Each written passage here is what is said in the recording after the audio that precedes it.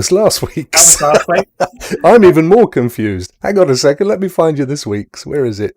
I remember what Uh, this week's was. It is. What is the difference in the different? What's the difference in the different? That makes a lot of sense. yes, it does. It, it's talking about the different performance modes. Why do you have Yes. different performance modes?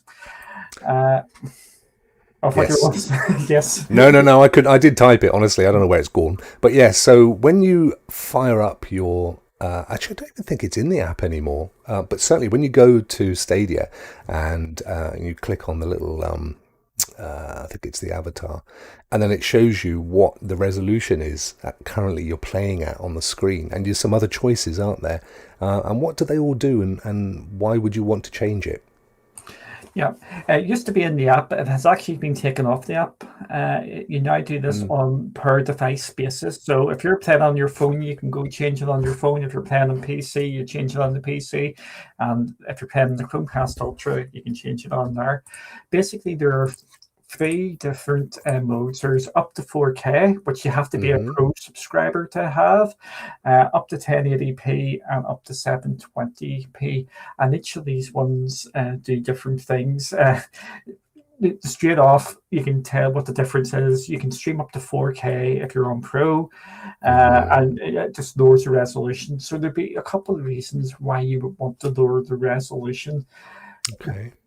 If you're depending where you are in the world and what your data package is with your network provider or your internet provider for your home, you may want to drop down the resolution to save your data cap each month.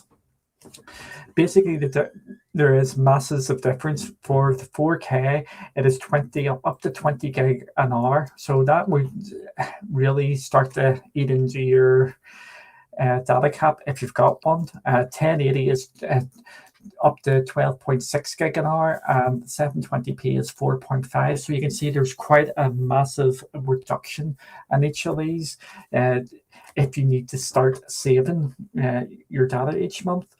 Also, the weird thing is as well with Stadia at times, if you lower your resolution from a 4K to a 1080p resolution, some games actually change their features due to that. The one I like using is Borderlands 3. If you're playing in 4K, you're playing at 4K and 30 FPS. And what that means is your movement or the way the screen refreshes is only doing 30 frames per second, it's called.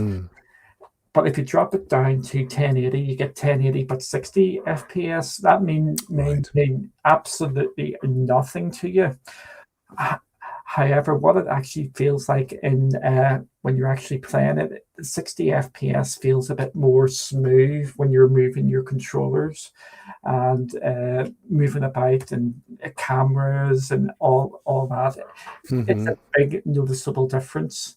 It's one of the reasons why Destiny is a game I recommend. Destiny 2 is a game I recommend people trying from console-based to Stadia because the difference is just so stark and noticeable. So that might be a reason why you would want to drop it down too. Yeah, no, that's true. If you play Destiny on a PlayStation or an Xbox, it's only 30 frames per second, which is kind of standard TV res, isn't it? But when you whip it up to 60, now I think 60 frames per second, that's the amount of frames in the video that cycles through 1 second of video. I think when you do 60 frames per second on normal film or TV, it looks really odd. But when you do it on a game, it makes the world of difference, doesn't it? Exactly, it does. It's very smooth. You don't actually notice it if you've been playing in 30 FPS, but as soon as you move to play most of your games at 60 FPS, which a lot of the games on Stadia are, there's just such a massive difference. You can go straight away, that's down to 30 FPS because it just feels stuttery nearly. Stadia makes you become a bit of a snob in that regard, that all the games have to be 60 FPS or it's just really noticeable. Some games can get away with it if you're talking about turn-based games and things like that, but any sort of action game or platform game or FPS, has the first-person shooters like your Destinies and your Call of Duties and whatnot, if they're not 60 FPS, it is just so noticeable in Stadia now. Yeah, it is unfortunately, we are unfortunately in a world of acronyms. We can't escape it. The old FPSs I mean, you've got first person shooter FPS and you've got frames per second FPS, and it's all a bit. Whoa. But needless to say, I think for most people, if you're playing Stadia on a television, and it's either a standard TV or even a 4K TV, and you are sat 8 to 10 feet away from the TV, you're probably not going to notice a vast difference if you go between 1080p and 4K, but you definitely will see a difference between 30 frames per second and 60 frames per second. And I know that some people will only play 1080p 60 frames per second because the difference, as far as they're concerned, is worth dropping down. And of course you save on your data as well, which can mean a lot. Not so much in the UK, or in fact most of the world, where we don't have data cap plans, but I know in the States, and I believe in Canada, it's still a big thing. Maybe not so much in Canada, but in the States they do have a lot of their data plans are capped, aren't they, unless they pay extra. Yeah. So managing that in order to save yourself a few pennies is worth looking at. And I would also mention this. I know a number of people have said also in the community that if you've got HDR, that's another acronym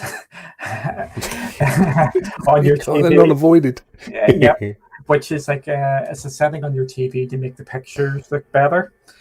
Most modern TVs in the last year or two have that built in. Even the wee cheap TVs now are starting to do it. People are actually saying if you're playing a 1080p with HDR, even if you drop it down to 720p with HDR, there's not much of a difference. If you're even looking to save even more data, as you can actually drop it down to that.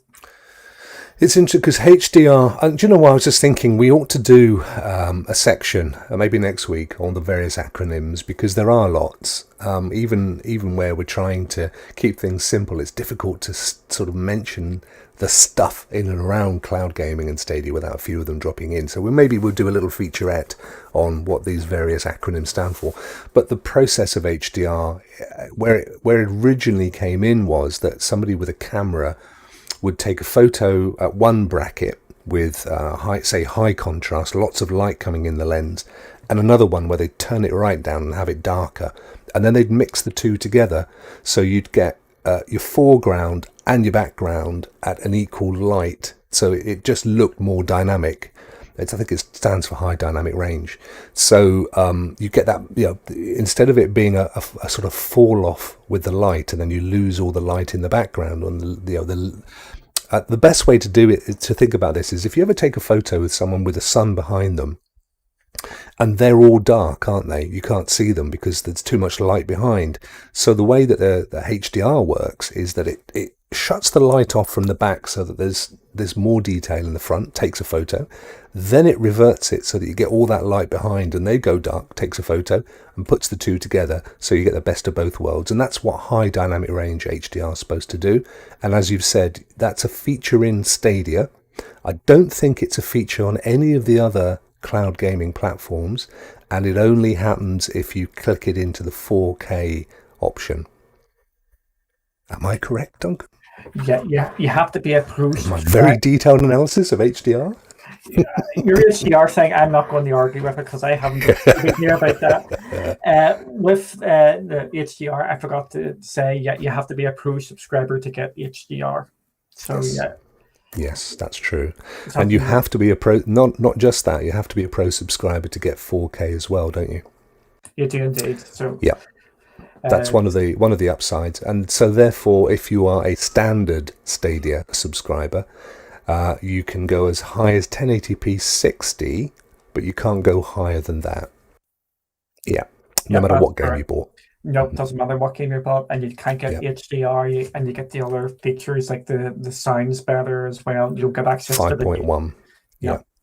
And you also get all the games. So The way I have actually tried to describe Stadia Pro to some people is it's a mixture between getting the PlayStation 4 Pro and PlayStation Plus. You get the upgraded graphics and extra features, plus you get the features of like the PlayStation Plus package where you get the free games each month and you get the discounts and all that. So I think it's a sort of combination of both. Yeah, there's baby Rokk going there. It's important, mate. We got to be talking to people as if they don't know this stuff. And 5.1 even, again, a lot of people don't know what 5.1 is. And it literally is 4 speakers. So that's your fronts and your backs, plus 1, which is either a bass or a center speaker. Sometimes it's neither and sometimes it's both. But that's essentially what 5.1 sound is. So if you want the full surround effect, Stadia delivers that, but only if you are a Pro subscriber. Another good reason. Yep, there's just lots of good reasons to be a Pro subscriber. If Stadia is your daily driver, as people say, that's your main platform going, Stadia Pro is a must-have. Yes. You just need to have it because it is the premium way to actually play Stadia, and you get all the games and. Or not, sorry, I will rephrase that. You get all the free games each month as part of the package. It just makes it worth the while. Brilliant. Right, Duncan. Thank you very much for explaining that, because it is something that I know a few people have sort of they've scratched their heads, when can I use it? Why should I use it? What happens if I'm not a Pro subscriber? Hopefully that's explained it all perfectly well.